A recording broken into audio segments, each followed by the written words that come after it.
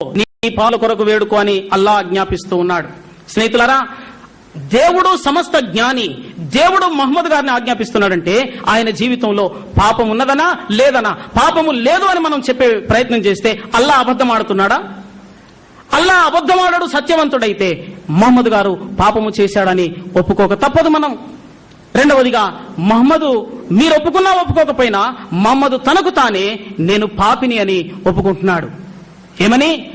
బుఖారీ సహీ 3వ వాల్యూమ్ 319వ హదీసులో, నేను నా పాపముల క్షమాపణ కొరకు దినమునకు 70 మారులు నేను దేవుణ్ణి క్షమాపణ కొరకు ప్రార్థిస్తున్నాను అన్నాడు. 335వ హదీస్, 379వ హదీస్, 407, 408 ఈ హదీసులన్నింటిలో కూడా ఏమని వ్రాయబడిందంటే, నా పాపాలన్నీ అనగా నా పొరపాటులన్నీ బుద్ధిపూర్వకంగా చేసినవి, బుద్ధి లేకుండా అనగా తెలియకుండా, జ్ఞానము లేకుండా చేసినవి, తెలిసి చేసినవి, తెలియక చేసినవి, సీరియస్ గా చేసినవి, సీరియస్ గా లేకుండా చేసినవి, బహిరంగంగా చేసినవి, రహస్యంగా చేసినవి, జోకుగా చేసినవి, జోకు లేకుండా చేసినవి, ఈ పాపాలన్నిటిని క్షమించమని తాను అడుక్కుంటున్నాడు క్షమాపణ.